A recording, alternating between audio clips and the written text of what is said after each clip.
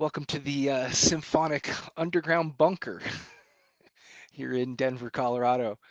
Um, Welcome to the Symphonic Live Q&A series here on Facebook. I'm Peter Wohelski. I am Symphonic Distribution's senior client manager, or a senior client manager, but I am the company's electronic genre specialist. So we're gonna talk a little bit about how to maximize opportunities for visibility and drive income at the dance specialist platforms like Beatport, Traxsource, Juno Download, et cetera, et cetera. Um, Let me just tell you a little bit about me. Um, I've been in the electronic dance music side of this music business for a very, very long time, starting in radio um, back in the symphonic home base of Tampa, Florida, um, many years ago, and I ended up moving to New York in the mid '90s to do A&R for a little label called Astroworks, and signed uh, artists like the Chemical Brothers, Fatboy Slim, worked with groundbreaking electronic artists like the Future Sound of London, whose whose early albums sort of predated live streaming and live performance. Just a little bit of context for you. During this unprecedented pandemic, as we are all kind of figuring out what the next way forward is.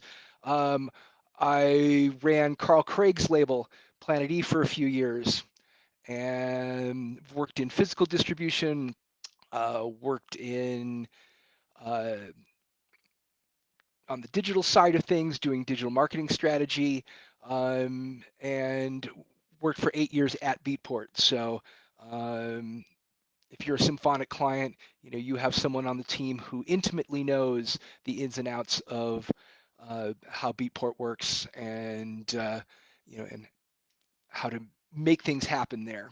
Um, and I've been with Symphonic for about 2.5 years now. So that's a little bit about me and what where I come from. Um, as I said, I'm Symphonic's electronic genre specialist, so I oversee all of the day-to-day relationships with Beatport, with Traxsource, with Juno Download, and stores like that. Um, I also work with our smaller electronic clients um, with their marketing strategies, release schedule strategies, um, just trying to get them up to speed and generating placement and income for themselves, which is again very much part of what our talk today is going to be about. Um, you can put questions into the comments section, and we'll get to those. But I guess the first thing to start off with is maybe some best practices. If you're a label that's been with Symphonic for a while, or you're brand new, um, these are all things that just basic things that you should be doing to make sure that you're putting your releases and your label brand in front of our team, setting up your releases right, for success. Um, so first thing, deliver on time. You know, sure, while we can get releases to our DSP partners quickly, ultimately the more lead time that we have, the more opportunity that we have for internal conversations with the DSPs, as well as making sure that if when you deliver there's a problem, um, you have a you know you have an audio file that has a skip in it somehow, or your metadata is wrong, or what have you. We can fix those things. So the longer the lead time that we have, the better opportunity we have to get a release where it needs to go and make sure that it's going to show up and show up correctly. Um, but all the DSPs have what we call pitch windows. So it's amount of time before your release date that we actually submit your release for placement. Um, so we need at least, if you're focusing on the dance specialist stores, you're not really focusing on streaming. We need at least 3 weeks to do that effectively. If Spotify, Apple Music, and the dance specialists are a focus for you, 4 weeks or more. Um, the longer the better. 6 weeks is amazing. 8 weeks, I think some of us will come and hug you. So just a rule of thumb there. The pitch window for the dance specialist stores is a little shorter than the streaming platforms. So you can cheat a little bit, if you will, if the dance specialists are your focus. Um, Release your titles on Fridays. Fridays are the new global release date here around the world. It used to be, Monday in the UK and Europe, and Tuesday in the US and the rest of North America. Um, but these days in the digital world, it's Friday. So um, don't really don't release it on a Thursday, don't release it on a Wednesday, don't release on Tuesday because you think oh, DJs are shopping for that week's new music. If placement is part of your goal and trying to get into the various charts at Beatport, Traxsource, Juno, release on Fridays. Mondays are okay. You can get away with that. That's fine. But Fridays you are dovetailed into any potential placement through their weekend promotions. So like Traxsource's weekend weapons charts, and promos and emails. Same thing with Beatport's weekend picks. Um, so if you're releasing on Monday, your release is not absolutely not going to be eligible for those kinds of promotions. So that's why ideally we recommend Fridays. Um, your release schedule is really important. Communicate it to us. We're here to help you. We want to know what your key priorities are. Over the long view of your release schedule. So just delivering things as you deliver them, is great. It's fine. But if we're really going to work closely together, we want to see sort of the width and breadth of your release schedule and see what releases are most important to you. Um, that way we understand when we go to pitch placement, you know, that the release this week that you have is the most important one that you have available in this quarter, as compared to something that's coming out in 2 weeks or in a month or 6 weeks or what have you, because we go to pitch placement, we don't always know exactly how curation is going to react. But if we know that the release coming out in 2 weeks, you're really looking for banner placement on, or you're really looking for this kind of placement or that kind of placement, we can communicate that. Whereas if the release in a month's time is the one that we pitch and that's the one that ends up getting the banner, we're like, well, I really needed it 2 weeks ago, this one's less important. If we don't know that, we can't pitch appropriately. So communicate your release schedule to your client manager, or funnel that through our support team, or you can also just email me. I will give my email address at the end of this talk, so Symphonic clients can email me directly about specific uh, dance specialist questions. Don't be asking me about your metadata fixes because you'll get sent to support. um, Also, we have a marketing and playlisting form. If you have a priority that you want to have submitted for committed, excuse me, um, considered and submitted for placement, use the marketing and playlisting form. We get here at Symphonic, we get thousands of releases a week from all different kinds of music. And so it's impossible for us to sift through that, know exactly what should be what's relevant, what we should be pitching for placement. So if you're not communicating with that to us through the marketing and playlisting form, we don't necessarily know. Um, we all of us do a really good job to try and you know understand what our clients are delivering and try and pick out releases that should be pitched for placement, even if you're not necessarily doing that. But if we don't know, if you're not sending us marketing information, you're not even adding a release description to your release, we don't know anything about it. So it's hard to pitch something, to any DSP, let alone Beatport, TrackSource, Juno, what have you, if we don't know anything about it. If there's no context, we don't know how you're marketing your releases. We don't know why that particular artist is relevant. Um, so that really helps us a lot.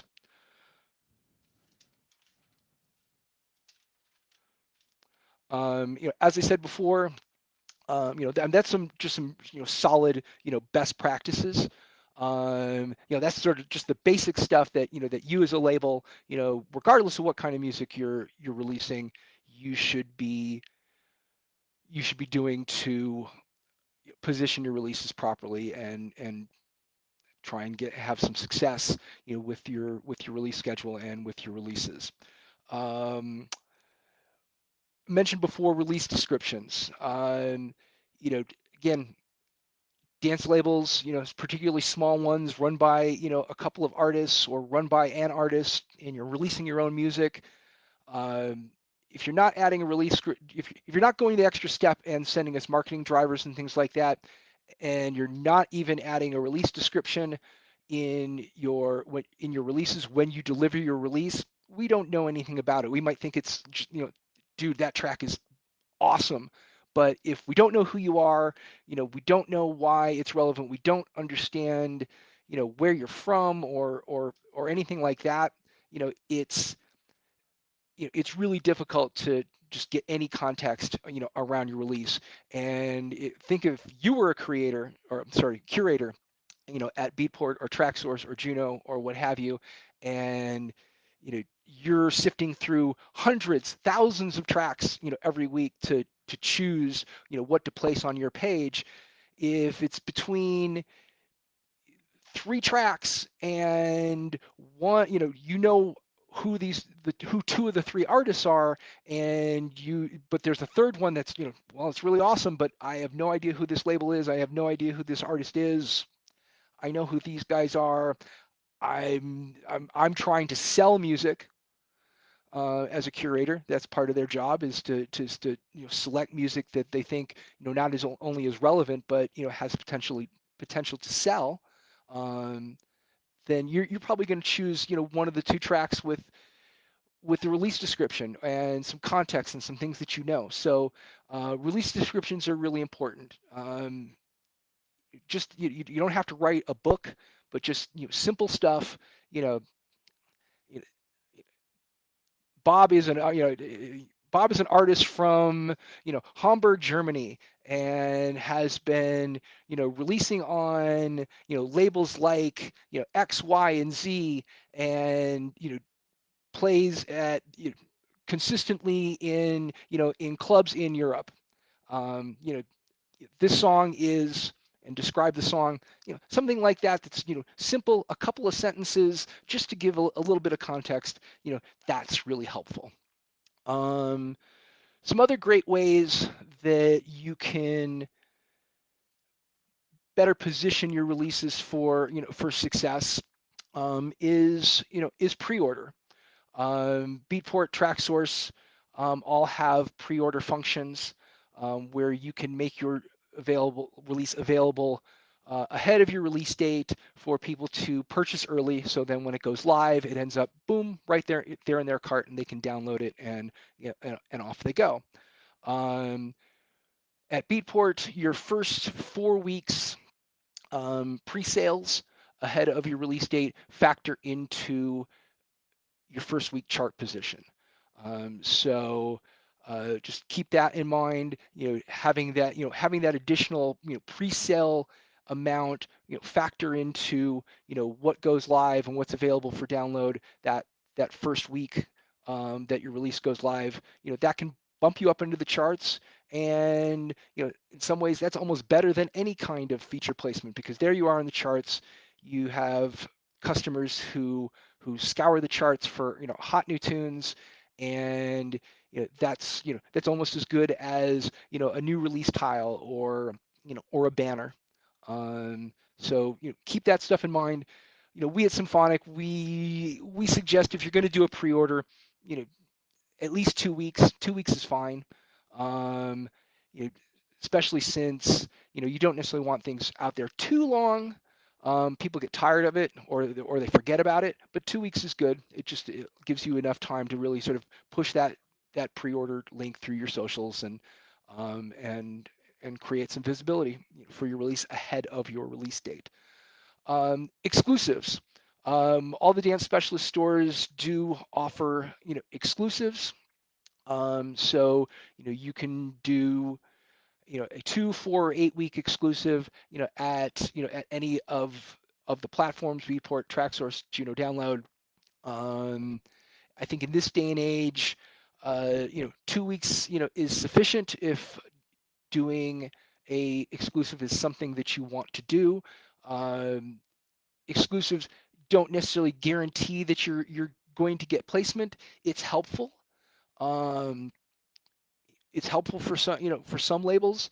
Um, you know, won't gonna lie, all those stores love to have things exclusively. But it's not mandatory. And you'll see big labels today, like your Defecteds, your Drum Codes, um, you know, the bigger label brands, are doing things non-exclusive because they know that they have dedicated customers who shop at specific stores. You might be a Beatport customer, you might be a Tracksource customer, you might be a Juno customer, and having an exclusive one way or the other, it sort of excludes certain stores. So something to keep in mind. Don't necessarily um, exclude the idea of exclusives, but just know that by doing exclusives, you are putting all your eggs in one basket, and it's likely that after that exclusive, you may not necessarily see placement at other platforms, because you did the Beatport exclusive or the TrackSource exclusive. Um, you know, Having things on a level playing field is always good, at least to start. Unless you start seeing one platform or another really sort of step out on your releases, and then yes, you might want to consider giving them exclusives from there. Um, Charts. Charts are a really great way to create content that you can push through your socials, as well as those are big money makers for the various platforms. So customers shop those charts, for hot new tunes. So if you are an artist with a fan base, you're absolutely you should be doing charts. Beatport, Tracksource, Juno, whatever's most specifically relevant. We can help you with placement on those charts. There's no guarantee, but at the very least, it shows Beatport's curation that you as an artist and you as a label are engaged with the platform. That's stuff that they really like to see. And like I said, it's something that you can use to push content through your socials and highlight new releases. Also, if you're a label, make sure that your artists are pushing that stuff through their socials. So really important stuff. Artist page photos. If you don't have an artist page photo up at Beatport, it's not like Spotify where you sort of create your own page. When you deliver something to Beatport or TrackSource or Juno and you don't have a page previously, when that track goes live, boom, you have an artist page. Um, you know, Make sure you get your photo up there. Unfortunately, it's not something that you can at Beatport you can do yourself. Something that we can help you with. Um, as long as you have your an approved press photo, in spec. We can help you get that up there. At TrackSource, you can create what they call an entity account. and you can have access to your own label page or your own artist page, and and add your own photo and things to that. But again, that really just shows engagement with the with the platform. And again, as you are trying to get placement, that's stuff that they look at. Do they have an artist page? Are they doing charts? Are they engaged with with the platform? Or are they just delivering stuff to us? And it, they may curators will look at those things and select um, whether or not you are engaged with the platform, and factoring into whether they're going to choose your release for placement. It's one of those things that they think out. Every curator is different, but the more that you can show that you're engaged, you know it's it's good. A program that I'm really big on is Beatport's Hype program. It's a subscription-based program geared around smaller to mid-sized electronic labels that are earning less than $15,000 per year at Beatport. Um, Basically, what this does is, by being part of this subscription program, it puts you in a pool of like like size and like income generating labels, um, that curation then uses to sort of sift through and select specifically for hype dedicated sections in various genres, things like house, tech house, trance, progressive house, um, a variety of of other genres, on the Beatport platform, as well as as the homepage itself. Also, all the genres do have hype dedicated merchandising modules. Some have whole sections, as you might be aware, but some have actual tiles that in certain genres that may not have hype sections that are dedicated towards hype releases at curation discretion. All the genre banners, or all the genres with hype, as well as the homepage, have a dedicated hype slide banner. So you might put out a release that week, and you're part of the program, and they may select your release as as being good enough for for a banner in on the homepage, or a banner in tech house or techno or what have you. um, and you can be you can get pulled out of that pool, and and placed as a banner, which you probably wouldn't have gotten if you weren't necessarily part of this program. It's $10 a month. um, you can subscribe by connecting your Beatport account. Also, it's something that we can do for you at Symphonic as a chargeback to your revenue. So your monthly statement, there could be a $10 deduction from your revenue that goes to your Beatport Hype subscription. So that's something that we can do for you. We've had some really great success with Hype here at Symphonic. We have a handful of great labels that have graduated from the program, and and are doing really well after after Hype. And I would have to say that any of our top 10 um, labels with Beatport have either come out of the Hype program or are currently part of the Hype program. So it's it can really take a label to the next level. Um, I guess as a couple of examples of labels that have graduated from the Hype program here at Symphonic. If you check Beatport, there's a great label from Bucharest called House You that has had a overall Beatport top three record for for probably like the last 2 months. A label called House You. They were part of the Hype program and have graduated. because they've done so well and have worked really closely with us. A label called Too Many Rules, which some of you might recognize, run by a producer from Ibiza called Javi Bora. They are a hype success story, as well as Hector Couto's Roush label, another hype success story. So we've had some really great success with hype, with some of our labels, and it's something that I highly recommend. At this point, I've done a lot of talking. See a bunch of people in the room. Why don't we take some Q&A? Um, Happy to lift off the hood. Anything you might want to know about how Beatport works, how to best position your releases for placement. Any questions? Hit me. I'm here to answer.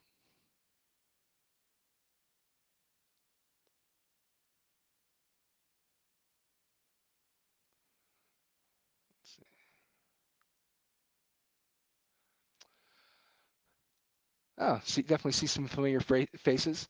Um, any thoughts on how Beatport and BeatSource Link and the inception of stream content DJing might affect the distribution model? Um, well, I think I think streaming is obviously the next thing. I think the Beatport and BeatSource Link services, if you will, are really a interesting take on where things may need to go. People are certainly familiar with the subscription model. If you have a Spotify account or a Apple Music account or a Netflix account, whatever, um, people are familiar with the streaming subscription model. So this gives you access to you know, basically the entire catalogs of those stores to stream um, via a variety of DJ hardware and software units. I think with more to come. I think it's Record Box, Virtual DJ, and maybe one or two others at the moment with more to come. Um, so yeah, I think it's a interesting new model, and we were talking earlier about charts. Um, we can absolutely try and have those charts converted into link playlists. So if you are a link subscriber, you can actually access those playlists and find music, save that to your locker and stream that via your hardware and software pieces via those playlists. So it's pretty cool stuff. Um, Jared asks, how can we position some of our label artists release who don't have as big of a following as our largest one and still get a better reach? I find when we push those newer, smaller artists, it feels like a much more uphill battle to get them heard, but oftentimes their music is just as good. Yeah, it's it being a small artist is tough, and part of that, from a label perspective, is truly understanding sort of where those artists are sort of in their career cycles. Oftentimes, um, I will suggest labels create priority levels on their release schedule. Like a 1, a 2, and a 3. So so you have an understanding that um, what is a priority one artist is not necessarily is going to do way better than a priority three. Um, it's tough, and the things that you do to market a priority three release are not necessarily the same things that you're going to do to make a priority one. I understand that um, if you sign it, you signed it because you love it and you believe in it, but um, you know the fact of the matter is that slow and steady wins the race. So small artists need to do their own part to to build their own careers. And as a label, by you signing those releases, it's having realistic expectations, of of what you can really get out of them. Um, at a platform like like Beatport, the hype program can be really helpful. Again, just communicating with us, and so we do understand, hey, we think this is art, this release is really strong, smaller artist, let's see what we can build there. Have make sure they do a chart. um, you know Labels and artists sort of have to do their own work. They can't completely look to the DSPs, to make an artist a star. It's a two-way street. It just is. Jared's second question is it important as a label to have direct DSP connections, and what's a way to make those with those curators? Um, some DSPs are a little bit more lenient, about direct connections. Some are not. Um, Beatport really discourages that. They really try to hide, who their curators are. Discourage, specific direct connections. It's it's inevitable. You're gonna be at a party, you're gonna be at a conference, you're gonna bump into somebody, have a conversation, and and go, oh yeah, I do curation at Beatport, or I do curation at TrackSource, or I do curation at Juno. Just by being around, you're going to and being in the mix, you're going to meet those people. Um, but honestly, if you're doing a lot of the best practices things that I talked about, at the beginning of this talk, you're communicating with us, um, and you've got somebody like myself who has a great relationship with Beatport, or TrackSource or Juno, and we're me and you are on the same page. We can generally try and build towards the placement that that you're looking for. So I hope that answers that. um, Dima asks for the Beatport Hype subscription. If you go to Beatport, you can there at the top of the store, in the drop down menu with the genres, um, there is a link to some information about Beatport Hype, so you can check that out. Um, Jason asks about how to best position releases. I think I covered that at the beginning of the talk. Um, Peter Munch says, "Can you talk about Symphonic's pricing model?" I'd really rather not. It's not my specialty. I think Symphonic offers a a fair pricing model for what we do offer. The more you bring to the table, the more favorable terms or services we can offer. But I think if you go through the Symphonic website and fill out an application, if you're interested in more information, one of the content acquisition team can help you with that. Um, Jason Ryderband asks, are the dance platforms fussy like the non-dance ones about keeping up a pace of releases, um, i.e., releasing something every month? Yeah, I wouldn't say that they're necessarily fussy, but as they are maybe say at Spotify or Apple Music, in terms of the algorithm, but a consistent flow of releases is important. If you're putting out something next week and then you're not putting out anything for 6 months, it's not great. Um, a consistent release flow, whatever that consistency is for you as as a label or as an artist, if you're self-releasing, is important. Consistency is key. Just like with everything else. The more you put through the system, and don't flood it, um, the better. Smaller labels, tend to think that like, oh well, if I put out something every week, like I'm just gonna, I'm gonna make tons of money and I'm gonna get loads of traction, and that's not necessarily true. You see big labels like like Nervous or Anjuna, or a variety of the other Ultra, putting out 3 records a week. You know, I don't I don't necessarily see that as being, for a smaller label, being very advantageous. It just becomes very confusing for not only curation, but very confusing for customers.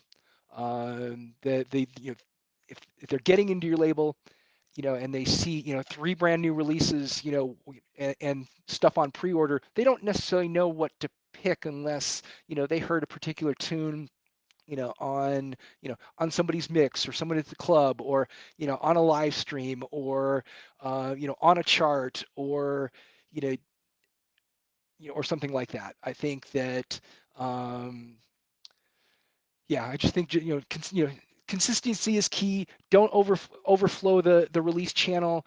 Don't put out more than you can realistically set up and promote. Um,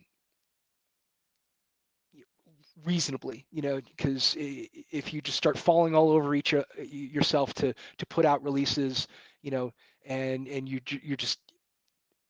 killing yourself, you're spending, all this time promoting releases, and another one in the channel, and another one in the channel, and another one in the channel, when you're not even really setting up one of them properly, you know, that's kind of a key that you need to sort of maybe pull back. But yeah, again, consistency is important.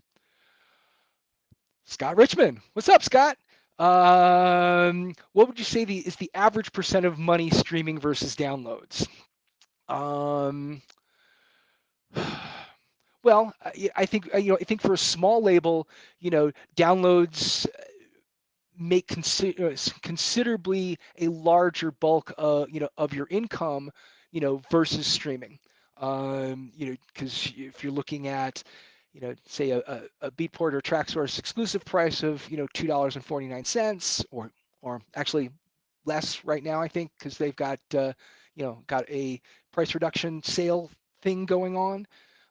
But we'll just go with 249 because that's what I can think of off the top of my head.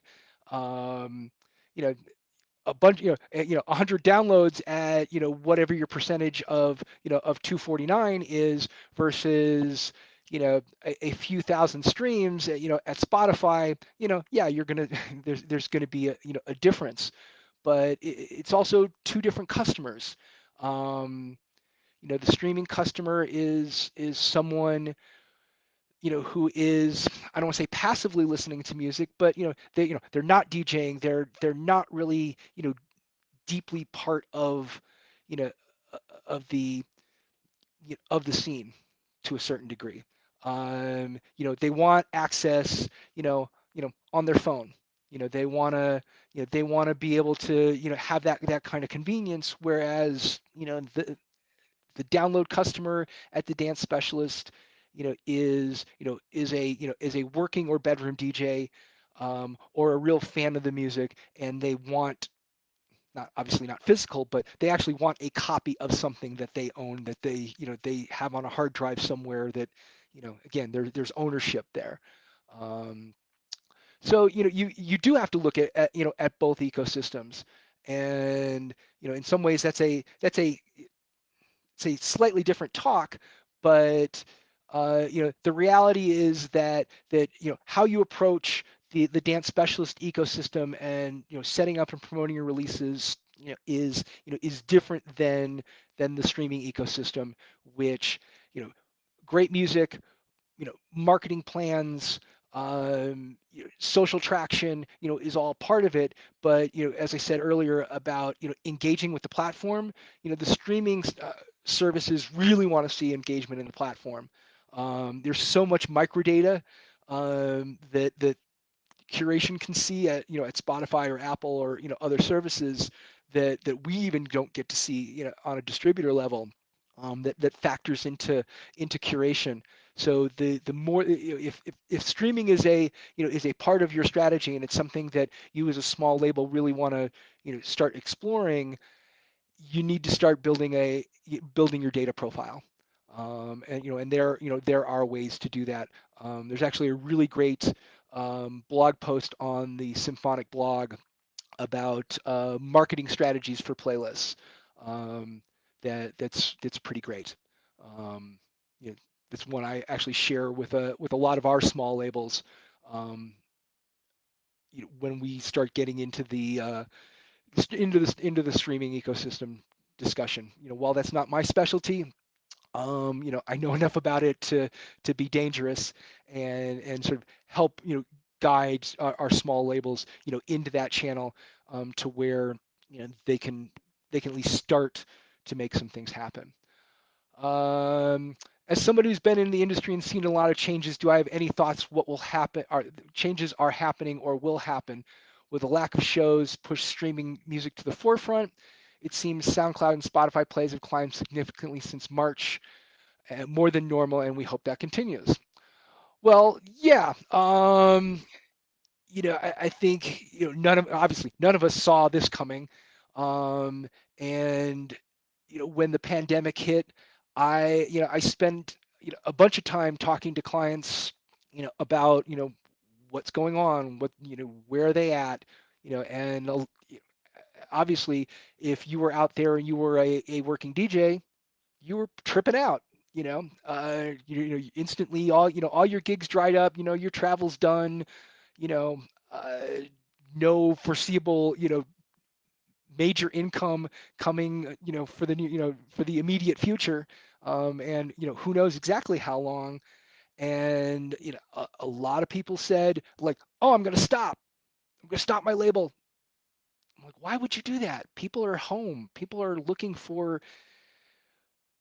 meaningful content, stuff that resonates with them, whether that's chill out music because they're stressed out about all this and want to calm down, or as we've seen over the last 2 months or so, people taking to Facebook Live, to Mixcloud Live, or Mixcloud Select Live rather, Twitch, Instagram, what have you, and playing music.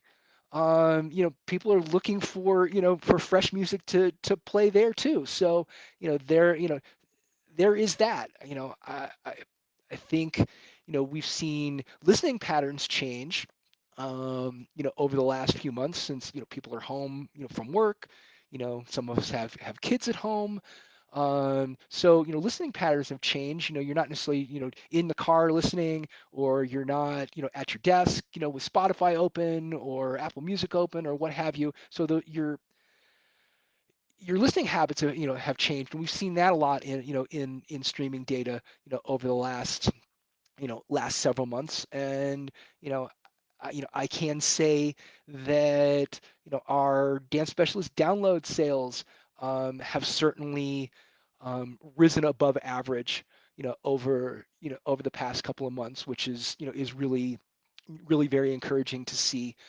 I'm sure some of that has to do with the various price reductions and sales and coupon codes and things going on to just try and stimulate sales during the pandemic, when people are short of cash, maybe out of jobs, on reduced income, for whatever reason. So, the DSP is doing their part to, help artists, and DJs, in that respect. But if people didn't want the music, they wouldn't be buying it, so we wouldn't see figures, going up. So that's been really encouraging. And I don't want to get too into this topic, because I could probably talk about it for 2 hours, and there's no real concrete answers. But talking about live streaming, and things like that. The fact of the matter is that as much as many of us like the live streaming aspect, and it's nice to be able to have that connection with artists and DJs that we love, on a more frequent basis, by just being able to, log into Twitch, or, logging into, into Facebook, or, whatever platform that is. There's some definitive um, questions and issues that need to get resolved with that, between the platforms themselves and content creators, as well as rights holders. Because the fact of the matter is that, you know, I might be, um, I might be DJing, in my, in my living room, and, on Facebook Live, and, and it's great, and I can interact with, with fans and friends and what have you. But you're playing somebody else's music, and, while yes, you bought that music, you don't have license to play that music publicly, per se. There is a, there's a public performance royalty. Also, when you've got video involved, particularly, archiving it, like, with Twitch, there is a sync license involved. And again, we could talk about that for, a long, long time, and, and cover that.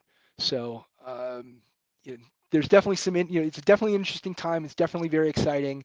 And, um, you know, only time will tell, really, how it all shakes out. But there has to be, some sort of common ground that responds to content creators, as well as, um, well as the rights holders.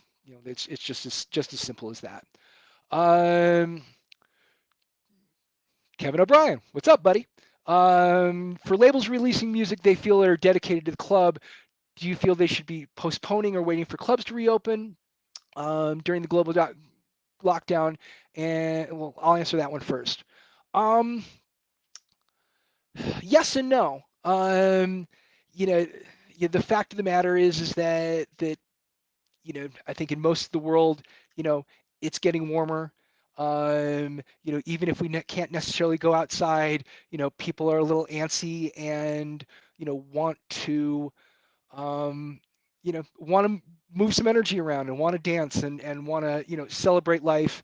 Even though, we are within the, social distancing confines of, our living room, or, our backyard, or our front yard, or, whatever that is. Um, you know, Again, I said earlier, I had a lot of conversations with labels at the beginning of the pandemic, who were concerned about their release schedules. And yeah, so maybe if you have releases from, from your bigger artists, um, yeah, you might want to like shuffle your schedule around, and maybe move some of the higher priority, dance floor focus stuff, to, you know, later in the year, or at a certain, a certain point down the line. But if you've got releases in the pipeline, don't stop. Don't stop. Again, I'm seeing our labels, continue to just sort of, doing what they do. Too Many Rules just dropped a DJ Sneak record last week, 2 weeks ago. What Probably the biggest release on their schedule so far this year. And while I think that was originally scheduled for mid-April, it's now out in it's now mid-May, and that's out. So um, and it's getting, getting good reaction. It got really good placement. So from that respect, think about maybe moving your release schedule around, you know, if that's a concern for you. But I don't think that that's a super big deal. Um, and second question, how have sales and streams trends been impacted in the electronic sector specifically? I touched on that a little just a couple minutes ago. Um, at this point, we're generally seeing um, download sales um, up, on average, at the moment. Streaming, in dance music, I can't specifically speak to that, because I don't see, um, I don't really see those figures. It's not necessarily my focus. So so yeah. Um, Sartorius asks, is it worth for a new small label to enter the label pools for their new releases. I'm not really sure what you mean by label pools. If you're talking about Beatport Hype, yes, I would absolutely recommend that. Are you talking about hiring a third party promotion company to do a DJ servicing? Um, you know, it depends. Really depends on who you're talking to. What it's going to cost. What releases you're talking about promoting.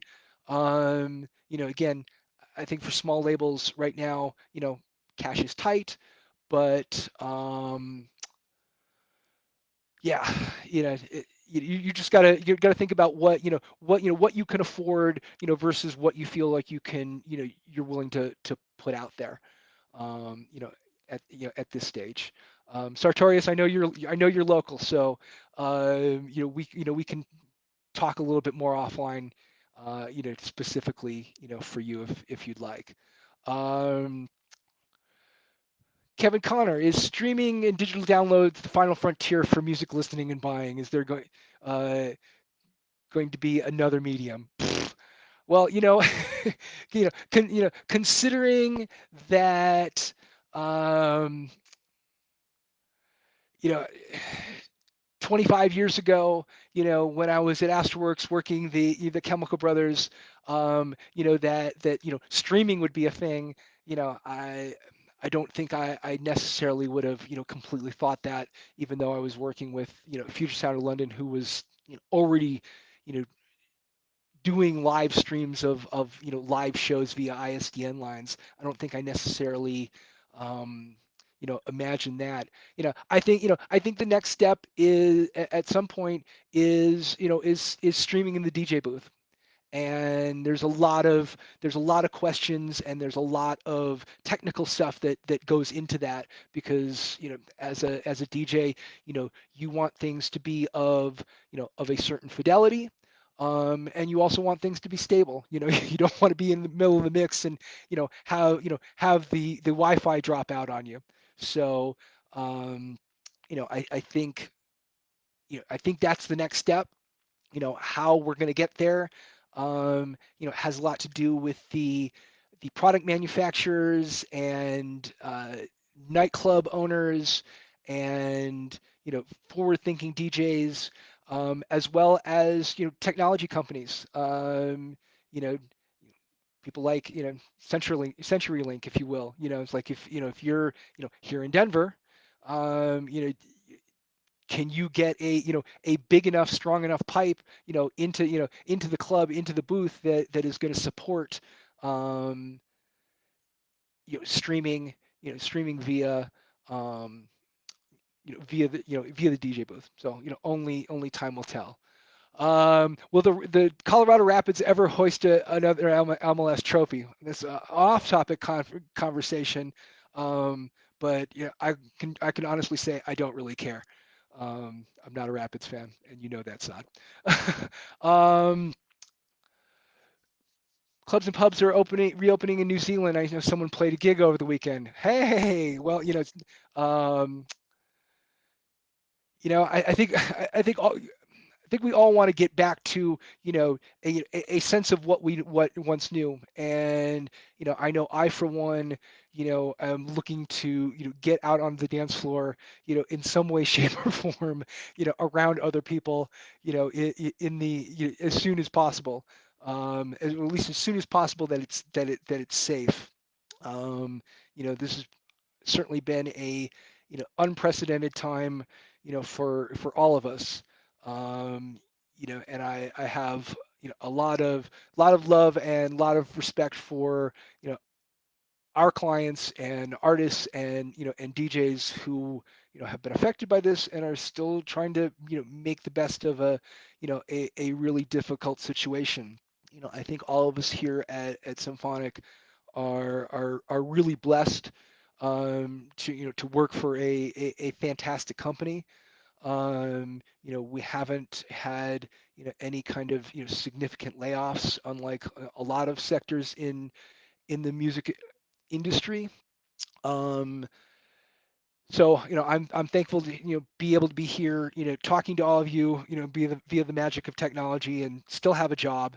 And and ultimately, the weirdest thing for me, during this time is that we are business as usual. We are here supporting our clients, supporting artists, supporting labels, um, and you know we're here to help you.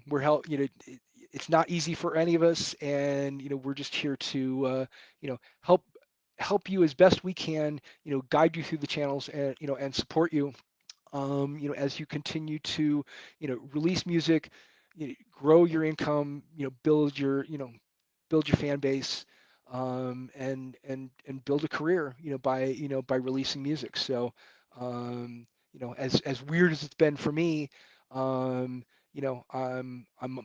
again honored to sort of be able to get up and and work with our clients every day and help guide them through it. I'm fortunate to have seen, a lot of the ups and downs, in the industry over the years. So, you know, it's been a real weird time, but happy to be here and happy to help. Only got a couple minutes left, so because I actually got to get back to work, and I've got releases to pitch for the specialist stores today. So, but I'll take a couple more questions. Um, do I see any benefit to allowing YouTube channels to take monetization for big premieres? Um, that's a to me that's a double-edged sword. On one hand, you want the visibility, but the fact of the matter is, you're giving up your rights in which to do that. And I think you give your rights up, you know in perpetuity to that particular channel for that particular track on that particular piece of content. And if that's a big channel, um, you know they're raking in the cash off your back. And while I think it's okay to leave money on the table, occasionally, you've got to weigh what makes sense to you. You know, for certain labels, it makes sense. For some people, it doesn't, and that's an individual decision, because you're leveraging that visibility and that exposure, which will hopefully lead to, going back to streams or download sales. But YouTube is a legitimate channel, a monetization channel in and of itself. And could you do that yourself, if you worked on building your YouTube channel? Again, every label is different. Label has different engagements on different platforms, so that's only something that you as a label, can really, weigh in. But just know that some of these channels, make a serious bit of coin on the backs of labels and artists from these premieres. So, just something to think about, as you go along. So, um, anything else? Last question. Anyone? Anyone? Anyone? Bueller. Bueller. Well, cool. Um, this has been a lot of fun. It's my understanding this will get hosted on the Symphonic Facebook page. So if you want to go back and refer to anything or to see anything else I talked about today, it'll be there, um, soon enough. Um, if you want to, email me and you're a Symphonic client, um, and you want to talk about your label, talk about how we can work closer together and maximize opportunities, please email me. That is my, that's my role. Um, Here is my email address.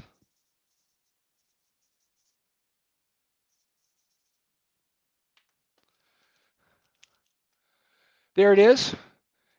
Email me. I'm here to help. Again, I'm here to talk about dance specialist strategies, how to, best manage and grow your label. Don't call me. Don't write me about metadata fixes. I don't want to hear about it. That we have a support team for that. Support@simdistro.com. Um, but if you want to talk about the good stuff, talk about how we can we can grow your income and and build your label as a brand. I'm absolutely here to help. So great chatting with you all. Thank you all for tuning in. Thank you for all the really awesome questions, and hopefully we can get to do this again sometime in the future. So certainly leave any feedback on the Symphonic Facebook page, and take care of yourselves out there. Stay safe. Stay 6 feet apart, and we'll see you in cyberspace. Bye bye.